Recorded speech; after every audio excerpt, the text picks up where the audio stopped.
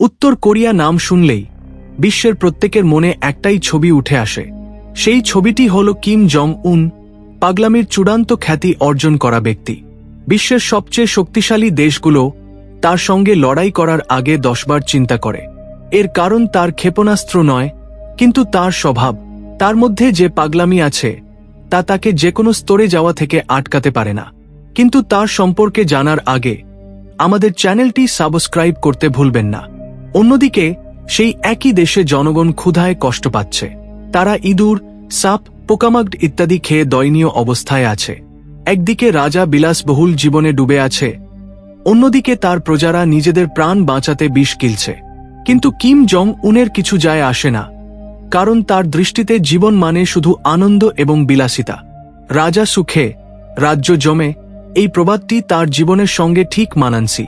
এই বিষয়ে বিস্তারিত বলতে গেলে কিম জং উনের 24 ঘন্টা কিভাবে কাটে, তার জীবনশৈলীর জন্য উত্তর কোরিয়ার জনগণের কোটি কোটি রুপি প্রতিদিন কিভাবে নষ্ট হয়, এখন আমি আপনাদের বলবো। হ্যাঁ, আপনি যা শুনেছেন তা সত্যি। একই দিনে কোটি কোটি রুপি নষ্ট হয়। বিলাসিতা নিয়ে কথা বললে আপনি উত্তর কোরিয়ার প্লেজার স্কোয়াড সম্পর্কে শুনে থাকতে পারেন। যদি না শুনে থাকেন তাহলে সমস্যা নেই, আজ আমরা সেটা নিয়েও জানব। এই ব্যবস্থা শুনলে আপনি শক পাবেন। কিম জং উনের দিন সকালে সূর্যোদয় দিয়ে শুরু হয় না। ইউরোপ থেকে আমদানি করা বিলাসবহুল বেডশিট, বেড এবং অনেক রকমের সুবিধা দিয়ে তার দিন শুরু হয়। তার বেড সাধারণ ফার্নিচারের দোকান থেকে কেনা নয়, সেটা একটা বিশেষ কাঠ দিয়ে অন্য দেশে তৈরি করা। তার উপর ব্যবহার করা বেডশিটগুলো হাজার হাজার ডলারের মূল্যের। সাধারণ জনগণ প্রতি রাতে ঘুমানোর জন্য সংঘর্ষ করছে, আর কিম তার বিলাসবহুল বেডে সুখে ঘুমাচ্ছে। এই বিষয়গুলো শুনলে আপনার মনে হতে পারে, আরে এটা কোনো সিনেমার ভিলেনের মতো, কিন্তু না, এটা বাস্তব জীবনের চরিত্র। তার নাম কিম জং উন। সেখানে সাধারণ জনগণ ছোট অ্যালার্মের শব্দে কষ্ট পেয়ে ওঠে, কিন্তু উত্তর কোরিয়ার স্বৈরাচারী কিম জং উন অন্যভাবে ওঠে। সে উঠতেই দুজন সুন্দরী যুবতী তার সামনে দাঁড়িয়ে থাকে। তাদের কাজ কি জানেন? বস উঠার আগে ঘরে থেকে কিম জং উন চোখ খোলামাত্র মিষ্টি হাসি দিয়ে গুড মর্নিং বলা। তারপর সকালের আসল আনন্দ শুরু হয়। কিম জং উন বেড থেকে নামামাত্র সে পায়ে পরার জুতো সাধারণ নয়, সেগুলো আরব দেশ থেকে আমদানি করা বেলজিয়ান স্টাইলের সুপার প্রিমিয়াম জুতো। আশ্চর্যের বিষয় হল সেই জুতোগুলোও সেই যুবতীরা পরিয়ে দেয়। এই জুতোর দাম শুনলে আপনি অবাক হবেন।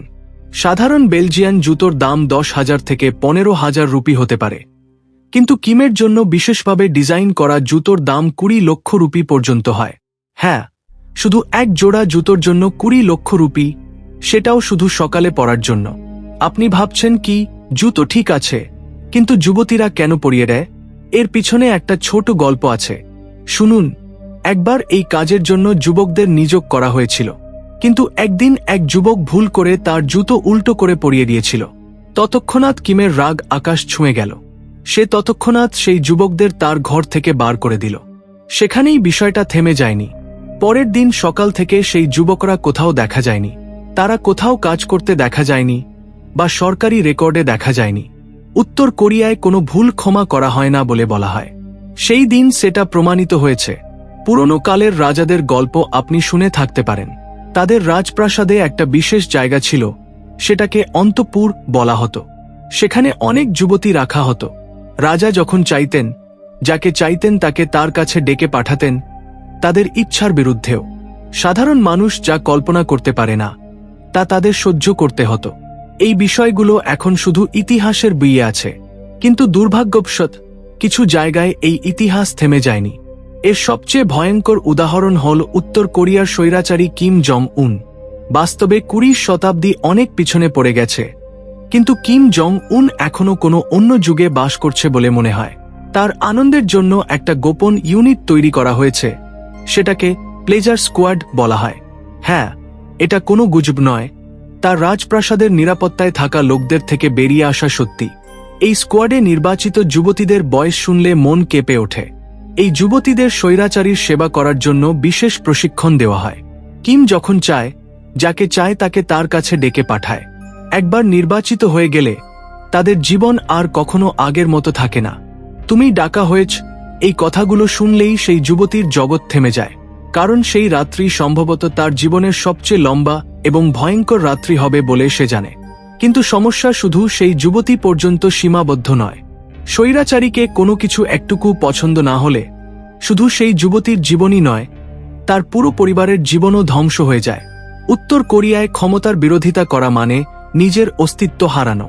যদি কোনো সৈনিক এই বিষয়গুলো বিশ্বকে বলার চেষ্টা করে, তাহলে এই স্বৈরাচারী কি করবে কল্পনা করুন। সে সেই সৈনিককে ধরে তার রাজপ্রাসাদের ফিশ ট্যাঙ্কে হাঙ্গরের মাঝে ছুঁড়ে ফেলে দিয়েছে বলে বলা হয়।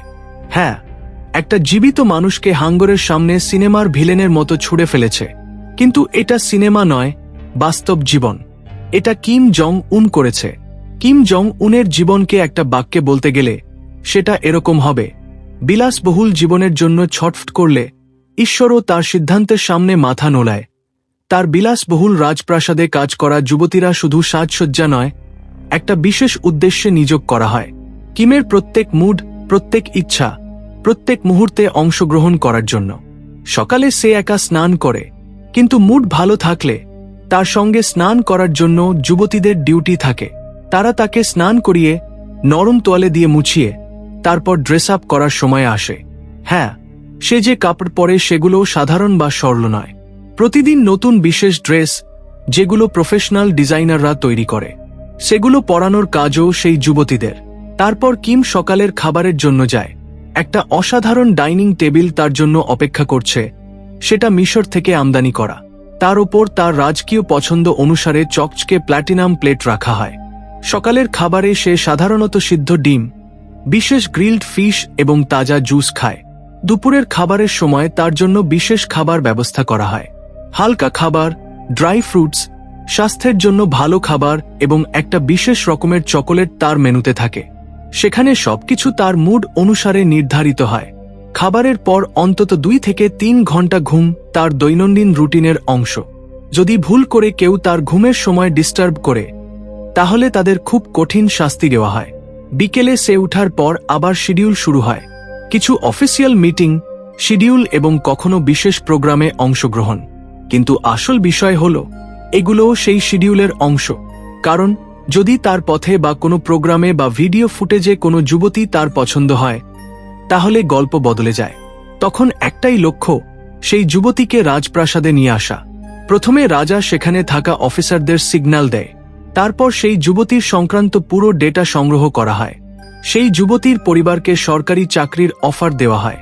তারপর ছোট ছোট শর্ত দেখিয়ে কিম জং উনের সঙ্গে থাকার বা কাজ করার জন্য ডাকা হয়। একবার সে রাজপ্রাসাদে প্রবেশ করলে বাকি গল্প বলার দরকার নেই।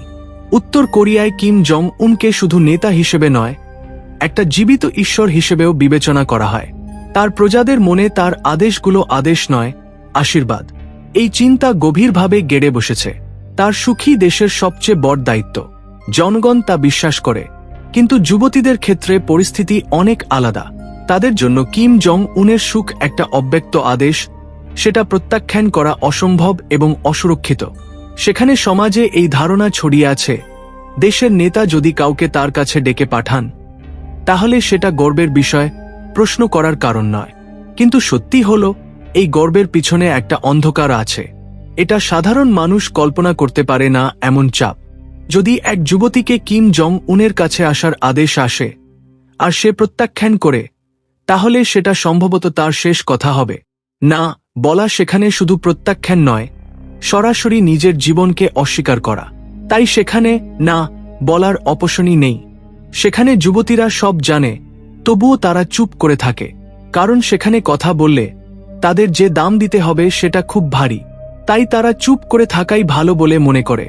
এই গল্প শুধু ক্ষমতার নয়, মানবতার বিরুদ্ধে চিন্তারও। একদিকে দেশ অর্থনৈতিক বিপর্যয়ের প্রান্তে আছে, অন্যদিকে কিম জং উনের জীবনশৈলী বিশ্বের সবচেয়ে ধনী শাসকের বিলাসবহুল জীবনের সমান। বাস্তবে উত্তর কোরিয়ার আসল অর্থনৈতিক সম্পদ কি? এর সাধারণ উত্তর, কিছুই বৈধ নয়। চীনা মিডিয়া বলেছে, উত্তর কোরিয়া বিশ্বব্যাপী গোপন স্মাগলিং নেটওয়ার্ক চালায়। অস্ত্রের ব্যবসা, ড্রাগসের আন্তর্জাতিক সাপ্লাই, কিছু গোপন প্রযুক্তিগত চুক্তি, এগুলো সব কিম জং উনের বিলাসবহুল জীবনের অংশ। এখন স্বৈরাচারীর রাত্রির কথা বলি।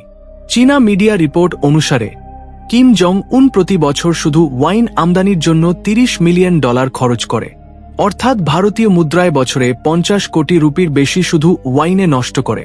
সে কি খায়? তার স্বাদ সাধারণ ব্র্যান্ডের নয়, তার পছন্দ লক্ষ রুপির বেশি দামের ওয়াইন বোতল। সেই বোতলগুলো প্রতি রাত্রে তার ডাইনিং টেবিলে থাকে। খাবার নিয়ে কথা বললে তার খাবারেও রাজকীয়তা দেখা যায়। তার বিশেষ পছন্দ ইতালিয়ান ডিশ পার্মা হ্যাম। এই ডিশ তৈরির জন্য তার কাছে বিশেষভাবে একটা ইউরোপিয়ান শেফ আছে, যে শুধু কিমের জন্য নিয়োগ করা। রাত্রির খাবারের পর তার দৈনন্দিন রুটিনে আরেকটা বিষয় যোগ হয়, সেটা হালকা হাঁটা এবং সিগারেট। তার সিগারেটেও একটা বিশেষত্ব আছে। একটা সিগারেট বক্সের দাম সাধারণ উত্তর কোরিয়ান ব্যক্তির মাসের আয়ের চেয়ে বেশি। সামগ্রিকভাবে বিশ্ব যখন ঘুমানোর জন্য প্রস্তুত হচ্ছে, রাত্রি আরও গাঢ় হচ্ছে, তখন কিম জং উনের দৈনন্দিন রুটিনের শেষ পর্যায় শুরু হয়, সেটা ঘুম। কিন্তু সেই ঘুমও সাধারণ মানুষের মতো নয়। হাঁটাহাঁটি থেকে ফিরে এলে সে তার সুন্দরভাবে সাজানো ব্যক্তিগত ঘরে যায়। সেখানে সেই দিন নির্বাচিত যুবতীরা তার জন্য অপেক্ষা করছে। কিম জং উনের বিয়ে হয়েছে, এটা এখন রহস্য নয়। তার স্ত্রী রি সোলজু, তাদের 2 সন্তানও আছে। তবুও সে তার পরিবারের সঙ্গে সময় কাটানোর চেয়ে তার ব্যক্তিগত আনন্দকে বেশি গুরুত্ব দেয়। ডাক্তাররা তাকে ওয়াইন এবং সিগারেট থেকে দূরে থাকার পরামর্শ দিয়েছে। এটা উত্তর কোরিয়া মিডিয়ায় খবর হিসেবেও এসেছে। কিন্তু স্বৈরাচারী থাকলে ডাক্তারের পরামর্শ কিভাবে মানতে পারে? এই অভ্যাস আমি ছাড়ব না বলে সে তার ইচ্ছামতো চলে। এখানে আপনাদের জন্য একটা প্রশ্ন আছে। যদি আপনাকে কিম জং উনের মতো জীবন করার সুযোগ আসে, তাহলে আপনি হ্যাঁ বলবেন না পুরোপুরি না? দয়া করে কমেন্টে আমাদের বলুন। কিন্তু উত্তর দেওয়ার আগে এক মুহূর্ত সেই দেশ নিয়ে চিন্তা করুন। সেখানে জনগণ এই স্বৈরাচারীর অধীনে নিগৃহীত হচ্ছে। সেখানে জনগণ খাবারের জন্য কষ্ট পাচ্ছে, একবেলা খাবারের জন্য তৃষ্ণার্ত। এখন চিন্তা করুন, এটা শুধু স্বৈরাচার নয়, মানবতার বিরুদ্ধে সবচেয়ে বড় অপরাধ নয় কি? আপনার কি মনে হলো কমেন্টে বলুন। এই ভিডিও যদি আপনার পছন্দ হয় তাহলে লাইক করুন, শেয়ার করুন, সাবস্ক্রাইব করুন।